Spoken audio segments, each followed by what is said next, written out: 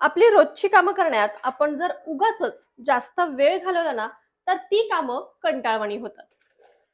मग आता रोज आपण कोणती कामं करतो, त्यानुसार त्या कामांसाठी लागणारा वेळ कसा कमी करायचा, हे बघूयात. जसं की आपला स्वयंपाक. रोज आपण स्वयंपाक करतो. पण रोज जर आपण स्पेशल थाळी जर बनवली ना, तर घरातले सगळे 7-8 दिवस आवडीने खातील, नाही असं नाही. पण नंतर कधीतरी त्यांना त्याचा सुद्धा कंटाळा येतो. आणि रोज-रोज काही स्पेशल बनवायचं म्हणजे तो मेनू करण्यासाठी त्याची तयारी किंवा पडणारा पसारा, त्यानंतर पडणारी भांडी, हे सगळं करण्यासाठी आपलाच खूप वेळही जातो. त्यामुळे रोजचा मेनू शक्यतो सिंपल ठेवायचा, म्हणजे बाकीच्या सगळ्या तयारीत, पुन्हा नंतर पडणाऱ्या पसारा आवरण्यात आपला जास्त वेळ जाणार नाही. रोजची बेसिक स्वच्छता ही तर करायचीच. म्हणजे आपलं काम हलकं करण्यासाठी समजा एखादा दिवस जर आपण टाळलं, तर आपलं काम हलकं न होता ते उलट वाढतं. कसं काय? तर पहा, स्वच्छता रोजच्या रोज जर नाही केली ना, तर घर तर आपलं अस्वच्छ दिसतंच. शिवाय काही दिवसानंतर ते स्वच्छ करण्यासाठी आपला जास्त वेळ जातो. त्यामुळे रोजच्या रोज काय स्वच्छ करायचंय हे आपलं ठरलेलं असायला हवं. आणि हीच स्वच्छता करताना झटपट कशी होईल याकडेही आपण लक्ष द्यायला हवं. आणि हे सगळं करताना अगदी काही ब्रँडेड गोष्टीच वापरल्या पाहिजेत असं अजिबात नाही. घरच्या घरी इझिली अवेलेबल असणाऱ्या गोष्टी आपण स्वच्छतेसाठी वापरायला हव्यात. जसं की व्हिनेगर असेल, डिशवॉशिंग डिटर्जंट असेल, आपलं साधं डिटर्जंट असेल, बेकिंग सोडा असेल, तर या गोष्टीच वापरायला हव्यात.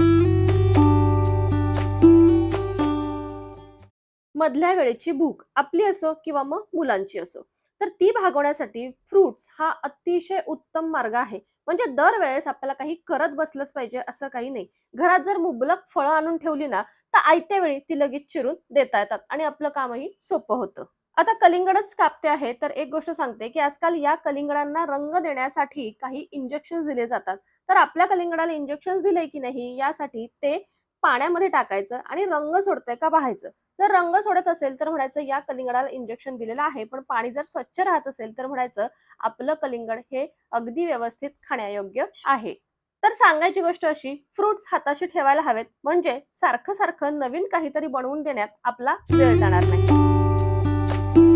घर ऑर्गनाइज्ड असेल ना, तर कोणतीच वस्तू पसारा करत नाही. मुख्यत्वे आपल्या घरामध्ये कपडे जास्त पसारा करतात, तर ते व्यवस्थित लावले गेलेले असावेत किंवा घरातल्यांना ती सवय असावी, की कुठला कपडा कुठे ठेवला गेला पाहिजे. आपलं किचन, तिथे देखील खूप पसारा असतो बऱ्याचशा घरांमध्ये. तर गोष्टी कुठं कुठल्या चांगल्या दिसतात किंवा ठेवल्या की आपल्या लगेच हाताशी येतात, अशाच ठिकाणी त्या ठेवायच्या. म्हणजे चटकन त्या जाग्यावरही जातात आणि आपलं घर सुद्धा पसारा असल्यासारखं दिसत. एक होममेकर म्हणून घरातली कामं सोपी करता करताच एक आई म्हणून तुमचं आणखीन एक काम सोपं करण्याचा मी प्रयत्न करणार आहे. मुलींना घेऊन आत्ताच आम्ही जस्ट गार्डनमध्ये गेलो होतो. आता मुलांना घेऊन बाहेर जायचं म्हटल्यावर एका आईला आपल्याबरोबर खूप साऱ्या वस्तू कॅरी कराव्या लागतात. आणि त्यासाठी आपल्याजवळ छानशी अशी एक बॅग हवी. तर आज मी तुमच्याबरोबर अशीच एक अतिशय छान अशी मदर्स बॅग तुमच्याबरोबर शेअर करणार आहे, ज्यामध्ये तुमच्या मुलांना लागणाऱ्या सगळ्या गोष्टी तुम्ही बाहेर जाताना कॅरी करू शकता. बाहेर गेल्यावर मुलांना कधी काय लागेल सांगता येत नाही. त्यामुळे बऱ्याचशा वस्तू आपल्याला घरूनच कॅरी कराव्या लागतात आणि त्यासाठी मोठी बॅग तर हवीच. म्हणजे पहा, आता वॉटर बॉटल्स, कॅप, त्यांचे सनग्लासेस, थोडेसे टॉयज, खाण्याचा छोटासा डब्बा, एक्स्ट्रा क्लोथ, सनस्क्रीन असेल, आपल्या काही गोष्टी असतील जसं की वॉलेट असतं, हँकीज असतात, छोटीशी बुक वगैरे सुद्धा मी कॅरी करते. तर एवढ्या सगळ्या वस्तूंसाठी मोठी बॅग तर हवीच. तुम्हीही एवढं सगळं सामान जर कॅरी करत असाल, तर झूकची ही मदर्स बॅग खास तुमच्यासाठी. यामध्ये 2 एक्सटर्नल झिपर पॉकेट्स आहेत, एक स्पेशियस कंपार्टमेंट आहे, 2 वॉटर बॉटल होल्डर्स आहेत, इंटेरियर झिपर पॉकेट आहे, त्याचबरोबर 3 स्लिप पॉकेट्स सुद्धा आहेत. वेगन लेदर आणि हँडीक्राफ्ट फॅब्रिक असलेली वॉटर रेझिस्टंट लाइनिंगची अशी ही सुंदर अशी स्पेशियस झूकची मदर्स बॅग आहे.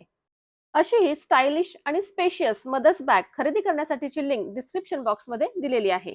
आणि स्क्रीनवर दिलेला हा माझा कुपन कोड जर तुम्ही वापरलात तर तुम्हाला 10% ऑफ देखील मिळणार आहे. आपलं घर जितकं ऑर्गनाइज असणं गरजेचं आहे ना, तितकीच आपली बाहेरची सगळी कामं सुद्धा ऑर्गनाइज्ड असायला हवीत. आता बाहेरची कामं म्हणजे आपल्या काही अपॉइंटमेंट्स असतील, हेल्थ चेकअप असेल, बँकेत आपल्याला जायचं असेल किंवा किराणा माल आणायचा असेल, भाजी आणायचं असेल, काही छोटी-मोठी जरी कामं असतील, ती आपल्या लक्षात असायला हवीत. मग त्यासाठी काय करायचं? रिमाइंडर लावू शकतो, कोणतं तरी ॲप तुम्ही यूज करू शकता किंवा भिंतीवर सुद्धा एखादी लिस्ट करून तुम्ही चिटकवू शकता. डायरी मेंटेन करू शकता. खूप साऱ्या पद्धती आहेत. त्याप्रमाणे तुम्ही हे सगळं मेंटेन केलं ना, तर ती कामं वेळेत करणं आपल्याला सोपं जातं. आणि दरवेळेस वही पेन घेऊन बसण्यापेक्षा काही मॉडर्न टेक्निकल गोष्टीच आपण शिकायला हव्यात, ज्याचा आपल्याला फार उपयोग होतो. आता त्यासाठी इथे WhatsAppचीच एक मी ट्रिक तुम्हाला सांगणार आहे.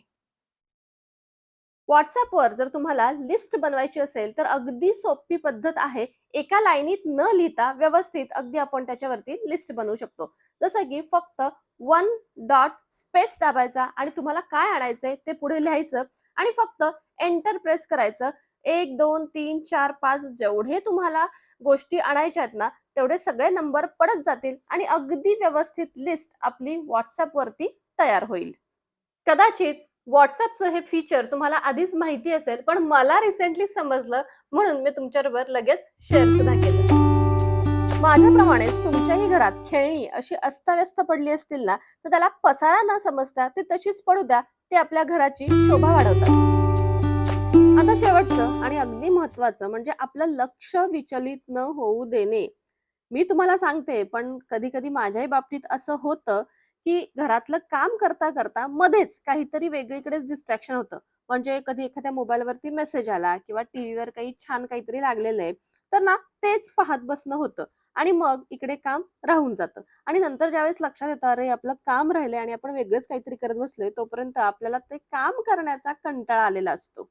आता कधी-कधी असतं आपलं महत्त्वाचं काम म्हणजे अर्जंट कुणाचा फोन कॉल वगैरे आलेला असेल किंवा इतर काही, तर ठीक आहे थोडंफार आपण ते पण करायला हवं. पण अगदी तेच करत न बसता पटकन त्यातून बाजूला होऊन आपलं जे आधीचं काम पडलेलं आहे ना, ते आपण करायला घ्यायला हवं. म्हणजे कसं पटकन ते काम होऊन गेलं ना, की मग आपण इतर कामं करायला रिकामं होतो आणि कोणत्याच कामाचा आपल्याला कंटाळा येत नाही. तर अशा पद्धतीनं आपलं हे काम सोपं होऊन जातं. तर मैत्रिणींनो, आजचा व्हिडिओ इथेच थांबवते. घरातली आपली रोजचीच कामं या पद्धतीने जर केली ना, तर ती थोडीफार सोपी नक्कीच होतील. ट्राय करून तुम्ही देखील पहा. आणि आजचा आपला व्हिडिओ आवडला असेल तर लाईक करा, शेअर करा आणि आपल्या चॅनलवर नवीन असाल तर सबस्क्राईब देखील जरूर करा. आता आपण भेटू पुन्हा एकदा नवीन अशाच व्हिडिओमध्ये. तोपर्यंत बाय बाय.